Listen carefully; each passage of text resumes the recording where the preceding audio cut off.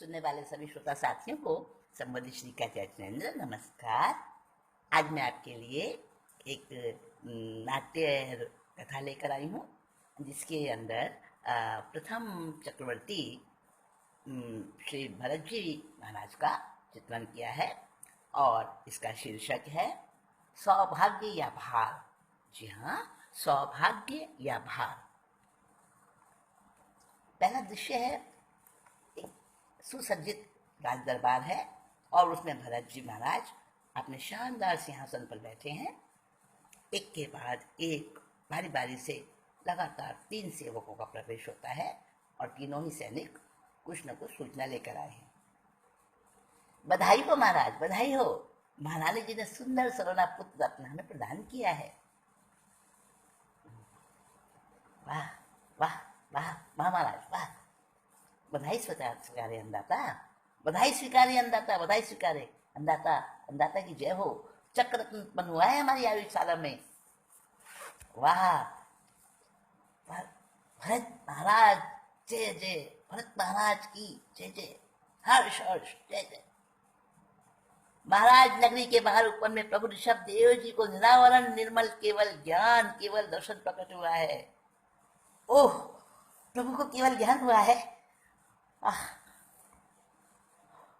धन्य है प्रभु।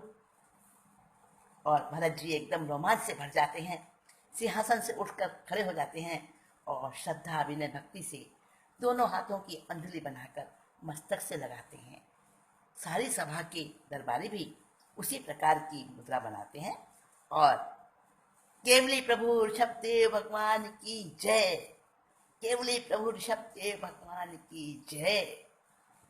महामाते जी ने भरत जी के मुख के भाव जाने और सभा का विसर्जन कर दिया। सभी के जाने के बाद महामंत्री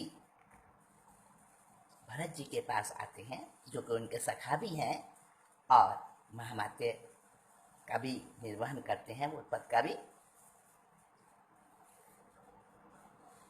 राजन, इतने सारे शुभ संवाद एक साथ, और मैं देख रहा हूं इतनी देर से कि ऐसे हर्ष आह्लाद के अवसर पर भी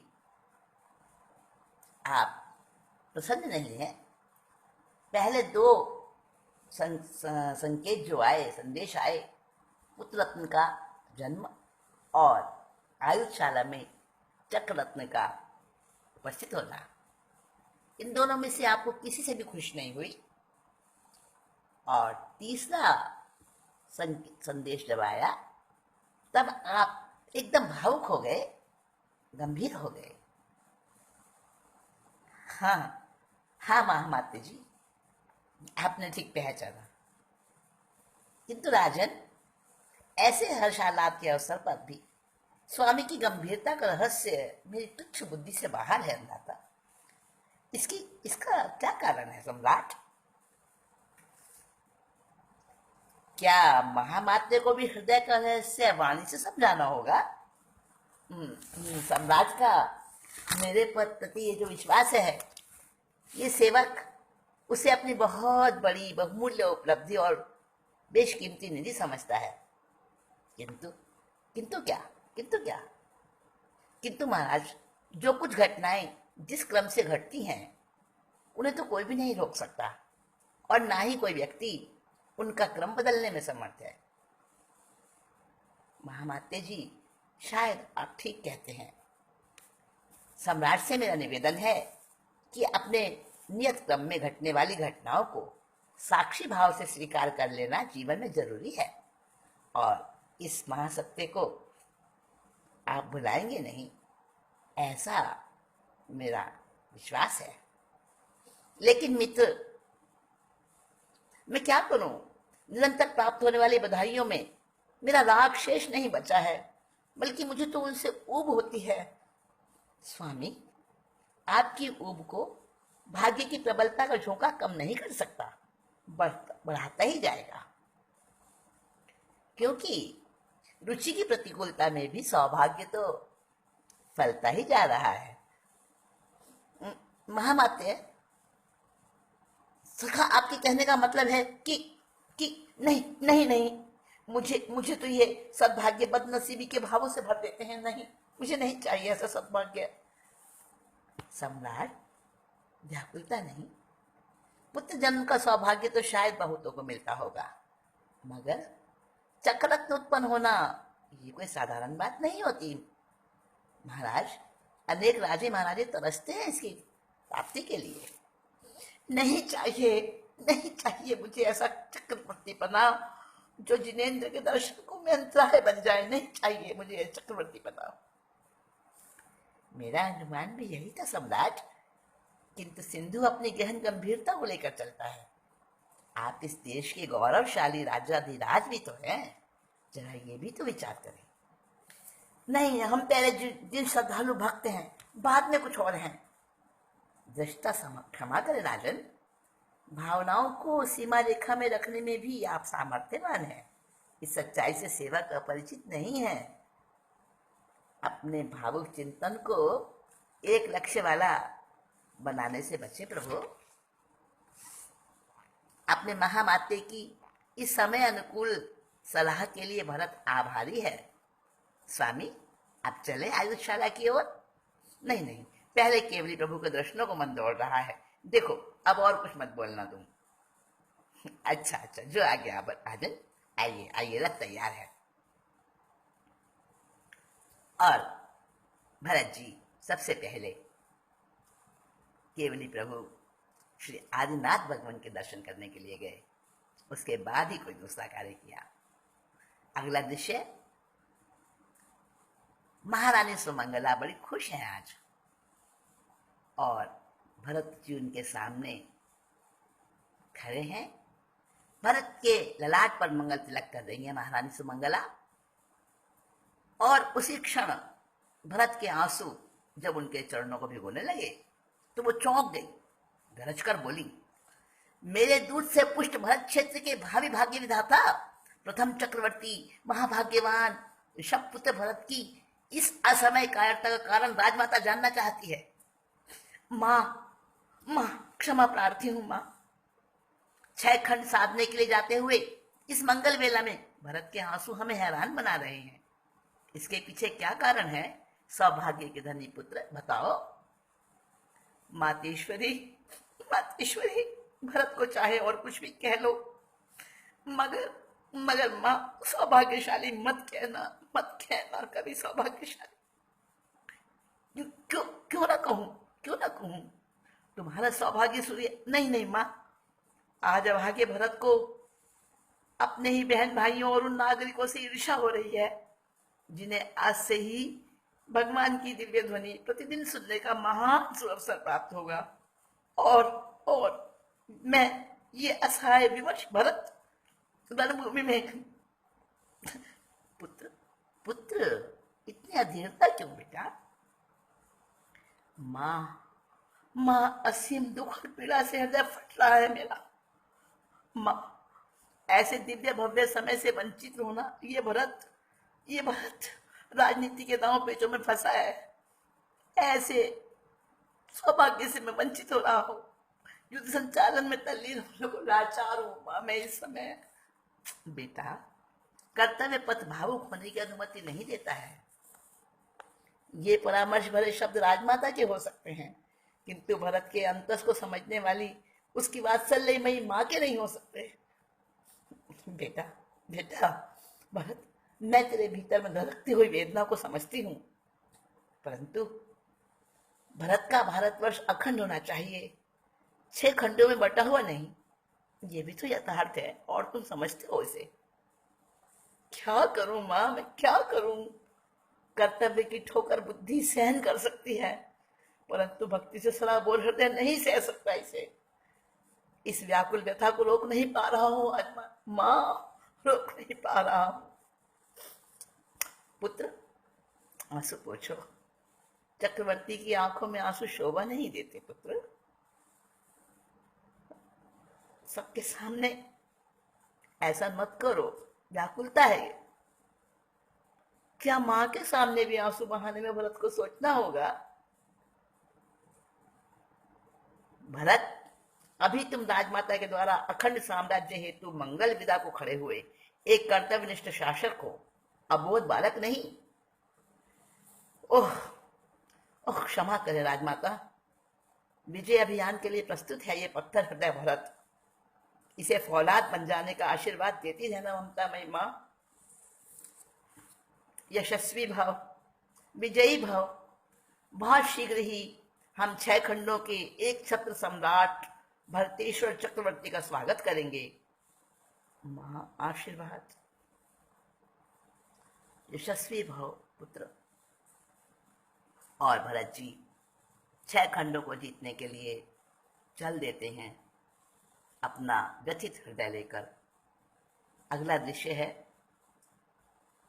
भरत जी की सैनिक छावनी लगी है और अपने पड़ाव में, अपने शिविर में भरत जी सेनापति के साथ वार्तालाप कर रहे हैं। तभी एक गुप्तचर के आने की सूचना प्रतिहारी लेकर आता है। सम्राट की जय हो। आओ गुप्तचर, क्या सूचना लाए? सम्राट की जय हो। गुप्तचर विभाग के अध्यक्ष भद्र प्रसाद जी दर्शन करके कुछ निवेदन करना चाहते हैं। आ गए भद्र प्रसाद जी? सादर उन्हें भेजो। जी। सम्राट की जय हो। सम्राट, आइए आइए भद्र प्रसाद जी। सम्राट की जय हो। शुभ समाचार है, जल्दी कहिए, हम उत्सुक हैं सुनने के लिए।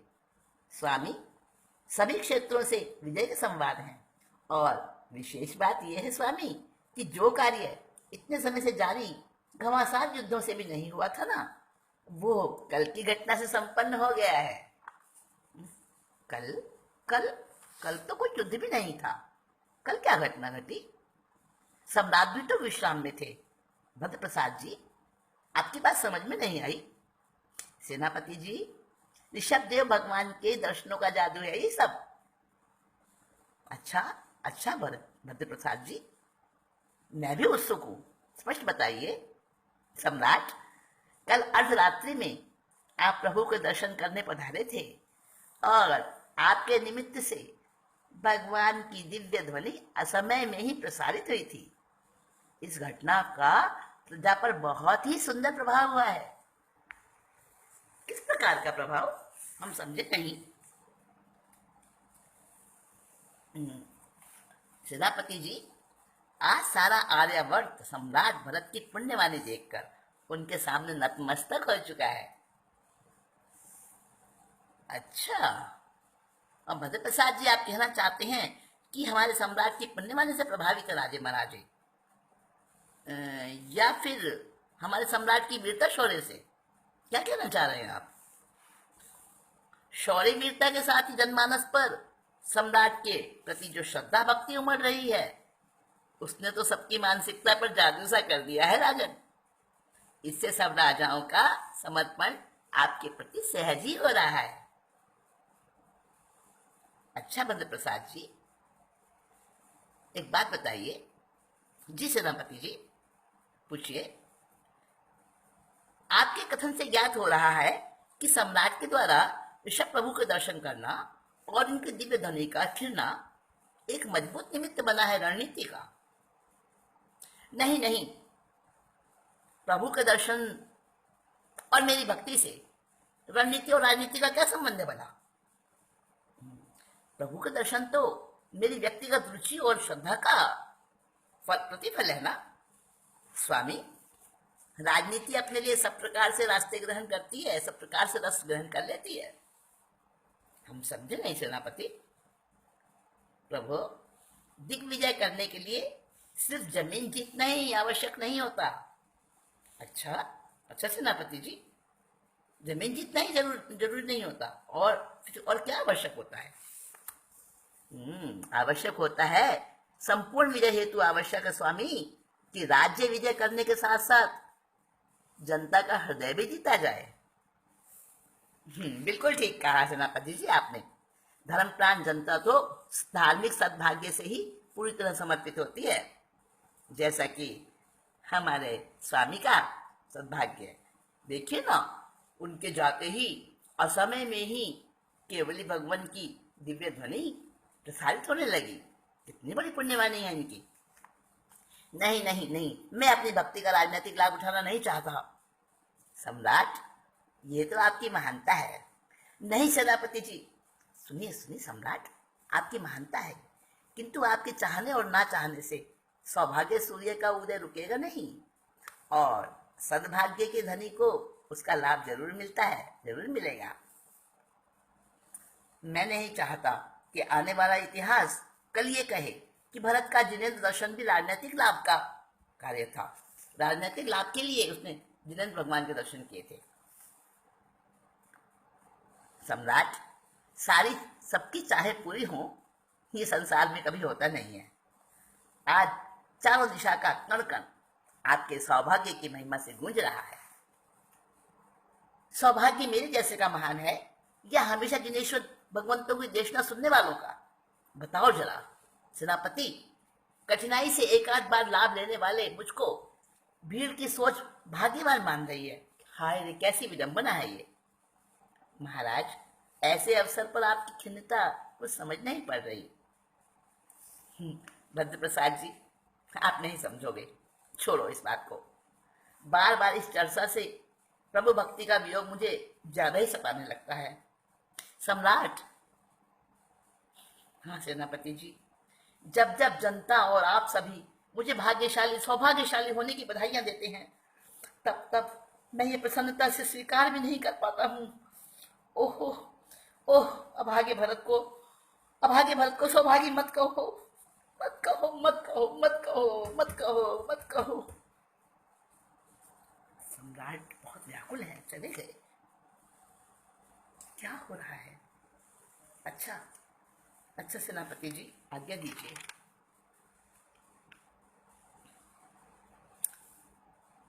अगले दृश्य में राजमाता सुमंगला अपने महल में बहुत बेचैनी से चहलकदमी कर रही हैं।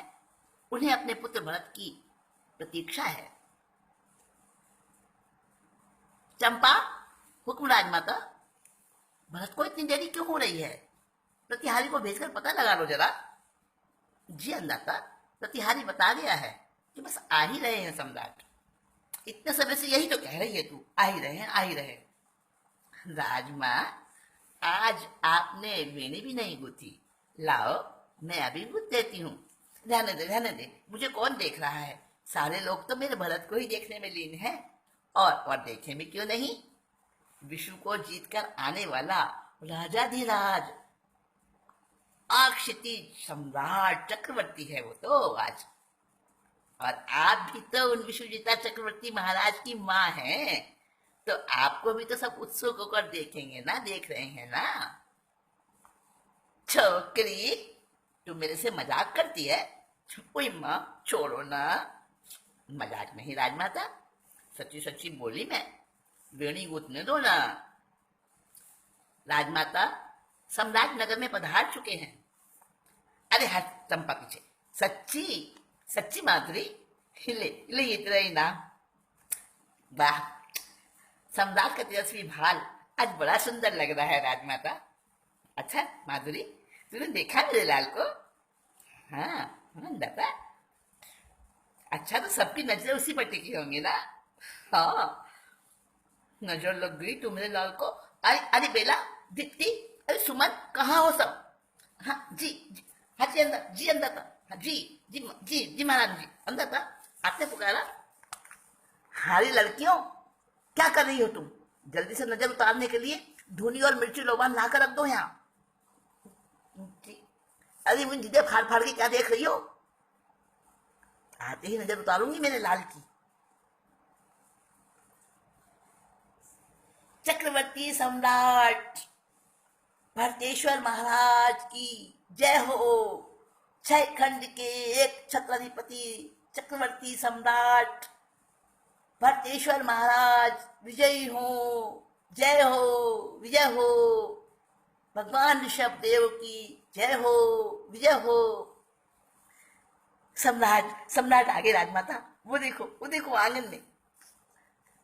अरे ला, आरती का थाल ला। आ गया मेरे कलेजा टुकड़ा। मेरा कोई नहीं उसके आ गया मेरा बेटा। और 32,000 मुकुटबद्ध राजाओं के नमन समर्पण के फलों से लदे वृक्ष के समान झुके हुए धीर गंभीर गति से भरत जी ने प्रवेश किया। माँ के चरणों में प्रणाम किया और प्रणाम करते ही तो राजमाता ने उन्हें उठाकर मस्तक चूमा और तिलक करके उनकी आरती उतारी। राजमाता बहुत प्रसन्न है ना आज? हाँ हाँ पुत्र, हाँ आज मैं बहुत प्रसन्न हूँ। ऐसा पुत्र पाकर मैं निहाल हो गई। किंतु किंतु पुत्र, 6 खंड के देशों पर विजय ध्वज फहराने वाले इस चक्रवर्ती भरत के मुख पर हर्ष, गौरव और उल्लास के बदले में ये खिन्नता किस लिए? क्या देख रही हूं मैं? माँ इधर बैठो इस चौकी पर। पुत्र नीचे नहीं। नहीं माँ, मैं यही ठीक हूं। राजमाता, आपकी आज्ञा का पालन हो चुका है। 6 खंडों को विजय करके ये सेवक आपके चरणों में उपस्थित है। हाँ हाँ हाँ भरत पुत्र, परंतु परंतु आज भरत का भारत अखंड है। माँ, राजमाता, आपकी इच्छा पूरी हुई ना? हाँ सच है पुत्र, किंतु किंतु एक छत्र अखंडित इस भारत का गौरवशाली सम्राट, उसका चित्र विखंडित और भग्न विभाजित तो प्रतीत हो रहा है, क्यों भला? हाँ माँ, चित्त कोई जमीन नहीं जिसे बल से, वैभव से, पुण्य प्रताप से जीत लिया जाए, और बिना जीता हुआ चित्त तो खंडित होता ही है ना माँ।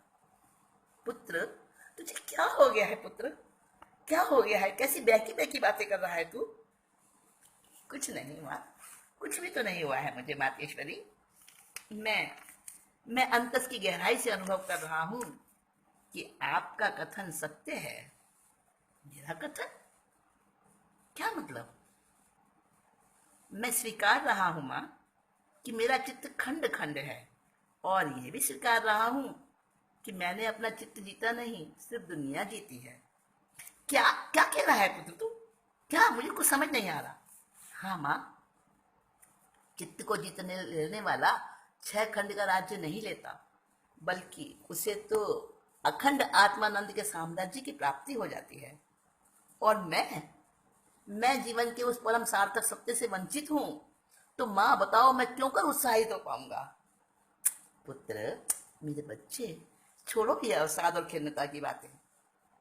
तुम्हें पता है कि तुम 6 खंडों का साम्राज्य भोगने वाले इस अवसर काल के प्रथम चक्रवर्ती सम्राट हो। नहीं नहीं मां, नहीं। तुम भी दूर कर लो अपनी भ्रमणा। भ्रमणा? कैसी भ्रमणा? सुनो मां, मुझे भी ऐसा ही भ्रम था, लेकिन ऋषभकूट स्थित विजयशिला पर जब मैं दिग्विजय करके अपना नाम लिखने पहुंचा ना, तो पता है वहां क्या हुआ? क्या हुआ मां? मां, वहां मेरा भ्रम टूट गया। भ्रम टूट गया? ये क्या पहेलियों वाली बातें कर रहा है भरत? पता है मां, वो शाश्वत शिला अब तक भरत क्षेत्र के 6 खंड भोग चुके चक्रवर्तियों के नामों से इतनी भरी पड़ी थी कि एक नाम मिटाकर मुझे अपना नाम वहां लिखना पड़ा। तब मां, तब मैंने जाना कि बोलो पुत्र बोलो, तब तुमने क्या जाना? मां, उस क्षण मुझे ज्ञात हुआ कि अमरता की भी नश्वरता होती है। ये सब क्या बोलता जा रहा है तू? हाँ राजमाता, सच्चाई को स्वीकार करना ही होता है। कैसी सच्चाई रे? क्या कह रहा है तू? यही मां कि आने वाले समय का कोई चक्रवर्ती मेरा नाम मिटाकर वहां अपना नाम लिख देगा, जैसा कि मैंने भी किया। और मां, और बताऊं, उस पल मुझे पता चला कि मैं तो उच्छिष्ट भोजी हूं, जूठन खाने वाला उच्छिष्ट भोजी। नहीं, कदापि नहीं, कदापि नहीं। मेरा भरत उच्छिष्ट भोजी नहीं हो सकता। ऐसा ऐसा नहीं बोलते मेरे लाल, नहीं बोलते ऐसी बात। मैं समझता हूँ कि राजमाता जान चुकी हैं कि अयोध्या में जन्मा उनका बेटा बार बार अनेकों के द्वारा भोगी हुई वसुंधरा को पहली बार नहीं भोग रहा है। अर्थात भरत उच्छिष्ट भोजी है, जरूर है, अवश्य है। नहीं, बिल्कुल नहीं, बिल्कुल नहीं। माँ, आप खड़ी हो गई। बैठिए बैठिए। माँ, भावुकता से सत्य तथ्य नहीं बदला करते हैं। नहीं, ये सत्य नहीं हो सकता, कभी नहीं हो सकता। आपका ममत्व और पुत्र वात्सल्य इस सत्य को स्वीकार नहीं कर पा रहा है माँ, किंतु यह सत्य है। स्वीकार लो माँ। कैसे स्वीकारूं, कैसे स्वीकारूं पुत्र? हृदय नहीं मानता मेरा। सत्य और असत्य का निर्णय हृदय नहीं कर सकता राजमाता, हृदय नहीं कर सकता, तो फिर कौन करता है? माता, वो निर्णय बुद्धि से, विवेक से बखूबी होता है। और इस भरत की माँ अभी भावुक है, सो इसलिए अभी निर्णय करना कठिन है। भरत की माँ भावुक हो सकती है, परंतु मैं भरत की माँ के साथ तो राजमाता भी हूं ना। मानता हूं। फरमाइए, फरमाइए आदेश। पुत्र, ये राजमाता बताना चाहती है कि उच्छिष्ट की परिभाषा वो सम्राट से, हाँ, चक्रवर्ती सम्राट से ज्यादा स्पष्ट जानती है। उसकी माँ ज्यादा स्पष्ट जानती है। अच्छा, क्या वे परिभाषा अल्पबुद्धि भरत भी जान सकता है? हाँ, क्यों नहीं। तो माँ, अपने इस तुच्छ बुद्धि बेटे को बताइए, उत्सुक हूं मैं सुनने के लिए।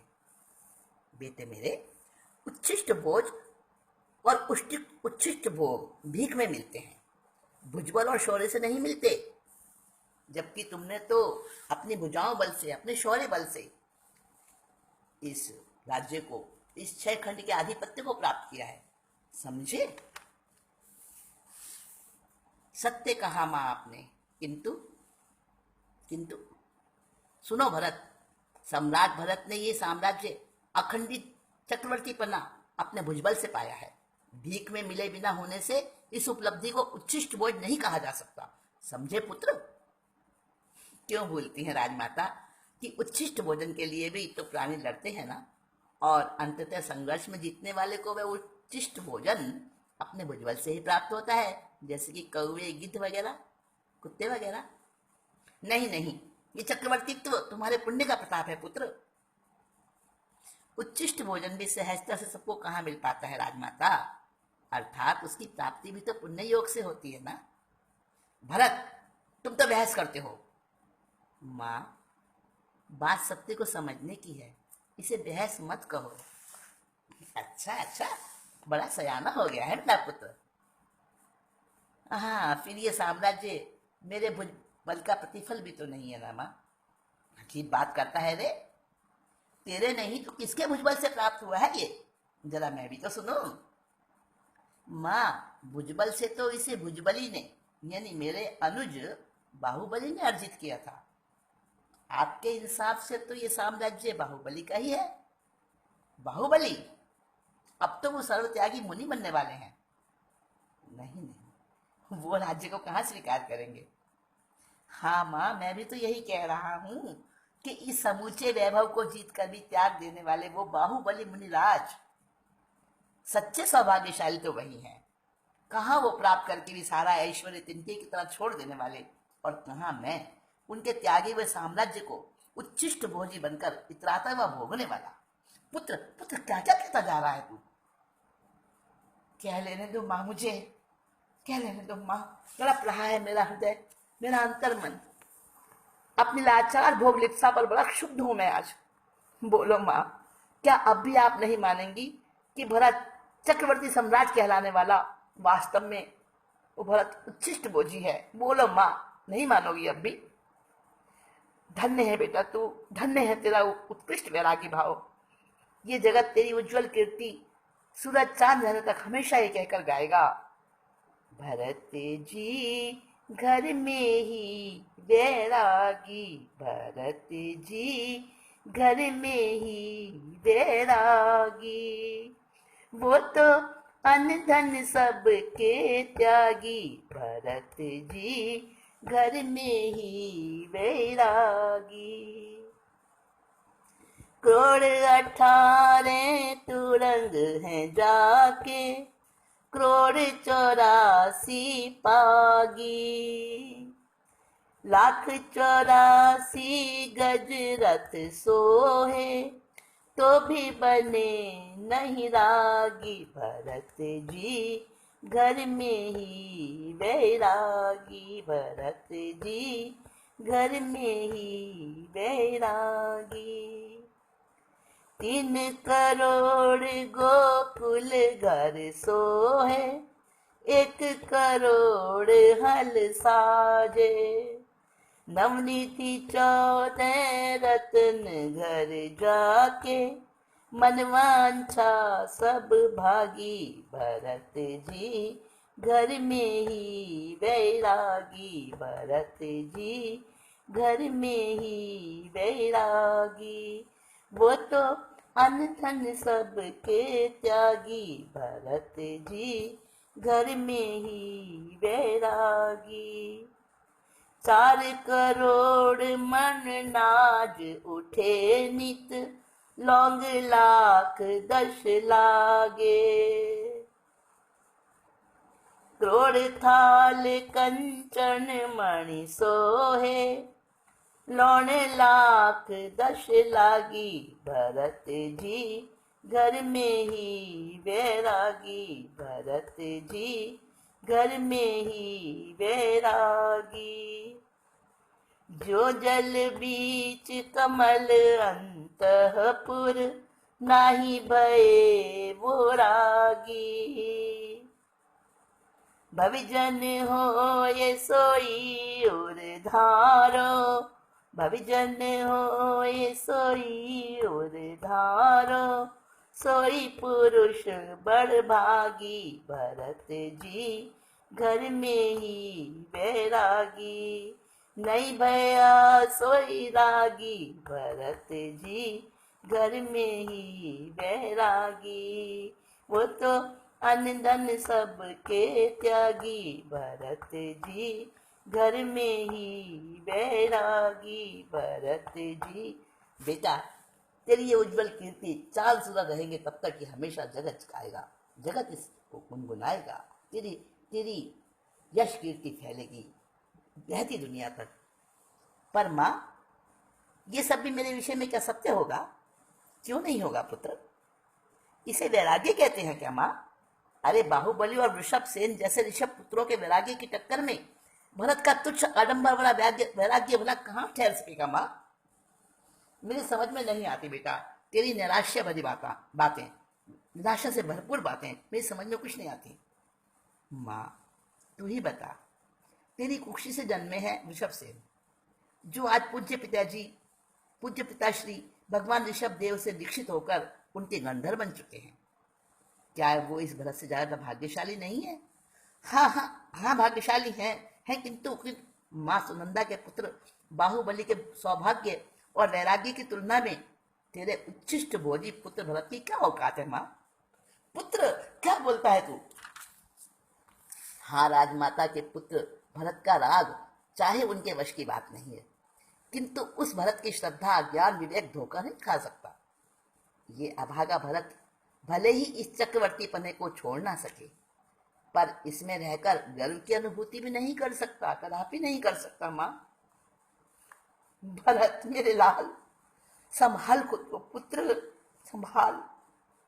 तेरा ये प्रलाप सम्राट की महानता के अनुकूल नहीं है। तू प्रथम चक्रवर्ती है इस देश का। हाँ माँ, प्रथम चक्रवर्ती हूँ। मेरे ऐसे ही कर्म का उदय है, भोग है मेरे कर्मों का, मुझे भोगना पड़ेगा। किंतु भरत का ये चक्रवर्ती पद, उसका भोग, उसकी गरिमा महिमा नहीं, बल्कि उसकी लाचारी है, मजबूरी है। कर्म फल द्वारा प्रदत्त दिया हुआ अवांछनीय बोझ है मुझ पर, भार है मेरे हृदय पर। माँ, मेरा सौभाग्य नहीं माँ, ये मेरा भार है, भार। माँ, पुत्र, अरे तो मूर्छित हो गया। अरे चंपा, अरे माधुरी, अनन्या, आओ सब। पुत्र, पुत्र, उठो पुत्र। देखा बंधुआ आपने, भरत जी का वैराग्य, अपने सौभाग्य को भी वो भार मानते हैं और किस तरह से व्याकुल है